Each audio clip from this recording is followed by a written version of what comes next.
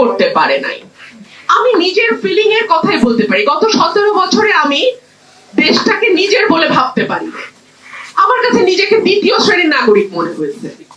এবং খুবই ইন্টারেস্টিং, আমি খুঁজে খুঁজে বের করেছি যে হিসাব তার দুটোর কোনোটাই আসলে আমি বুঝে পাই নাই। সেই কারণেই আমার মনে হয় যে এই সংশোধনগুলো আমি দেখছিলাম, আমি একটা একটা করে সংশোধন দেখছিলাম, প্রথম সংশোধনী, দ্বিতীয় সংশোধনী, তৃতীয় সংশোধনী, প্রতিটি সংশোধনী আপনারা যদি দেখেন, 17টা হয়েছে এই পর্যন্ত সংবিধানের সংশোধন, প্রত্যেকটা যখন যেই সরকারে এসছে তার সুবিধা অনুযায়ী, তার ইচ্ছা অনুযায়ী, তার ক্ষমতাকে সুসংহত করবার জন্য যা যা করা দরকার এই সংবিধানকে ব্যবহার করে তাই তাই করা হয়েছে।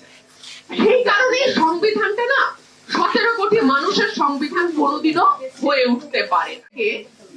নাগরিক হিসেবে গণ্য করে যে ভোটটা যে দেব, আমি আমার রাষ্ট্রের কল্যাণ চিন্তা করে, আমার দেশের ভালো চিন্তা করে, আমি একজন শিক্ষিত, আমি একজন বিজ্ঞ, আমি একজন সত্যিকার অর্থে যিনি রাজনীতিটা বোঝেন এবং করেন তাকে ভোট দেব, এটা কখনো সে ভাবে নাই।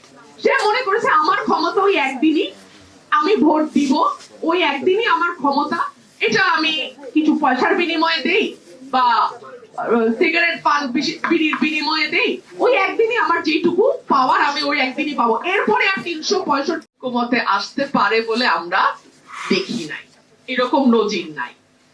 তবে ওই যে সাকিব ভাই যে কথাটা বলে গেল, শেষ বিচারটা আসলে জনগণের হাতে।